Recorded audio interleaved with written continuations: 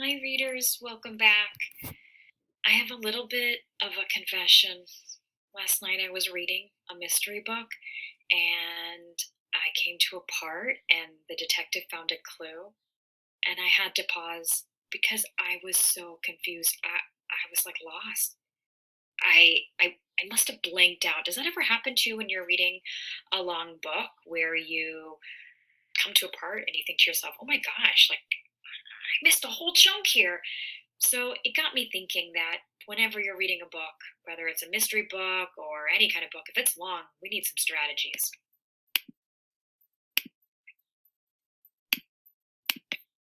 So, readers, today I want to teach you that if your mystery is a long book, if any book is long, we need strategies to help us remember. And this will help us as we read on. Sometimes a reader will pause at the end of each chapter to retell. They think, what's most important? What's the main event? And what are some details that seem to really matter?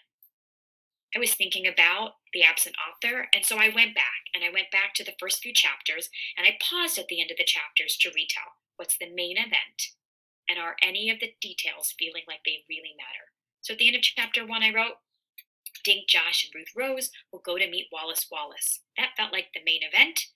Wallace Wallace wrote a letter to Dink saying he was coming unless he was kidnapped. That detail of being kidnapped mattered.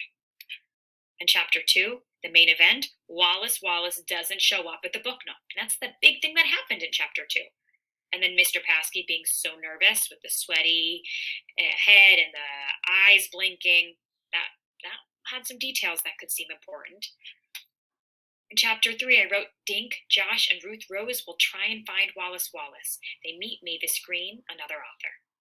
That felt like the main events of chapter three.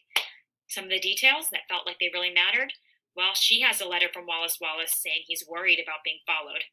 And Mr. P helps them by giving them Wallace Wallace's schedule. Mr. P is nervous. Those feel like details that really matter. Let's try this, though, together on chapter four.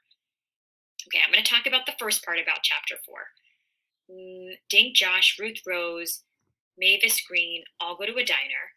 They eat ice cream. Well, Dink doesn't really eat ice cream. He says he's not hungry. Mavis Green gets like pistachio and mint chocolate chip, and so does Josh. But Ruth Rose doesn't want that. She wants strawberry. Okay, if I have to say that many details, I don't think I'm going to be able to remember everything in this long book.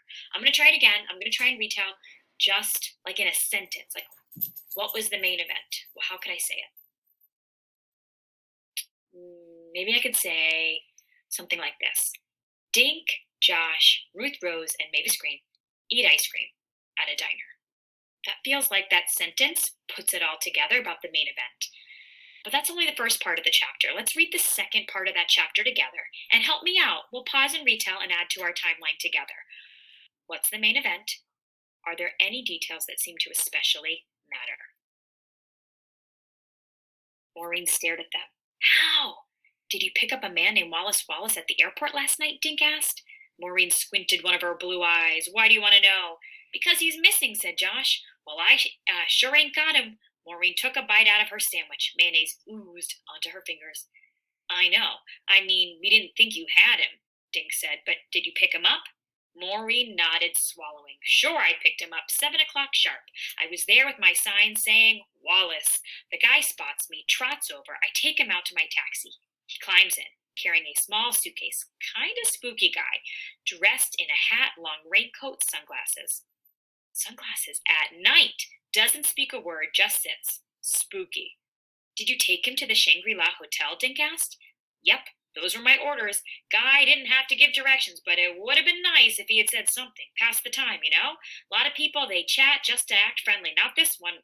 Quiet as a mouse in the back seat, pouring white mayonnaise from her fingers and lips. Who is this Wallace fella anyway?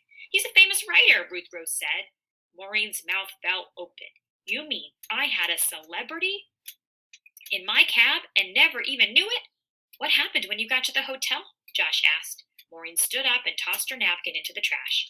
I get out of my side, then I open his door, he hops out, hands me a 20. Last I seen, he's scooting into the lobby. Okay, think. What's the main event? Are there any details that seem to really matter? Pause right here if you need to think more about it. Maybe you were thinking something like this. We could add on saying they meet Maureen Higgins. She dropped Wallace Wallace off at the hotel. That seems like the big thing we learned there. Are there any details that seem especially important? Maybe ones like this?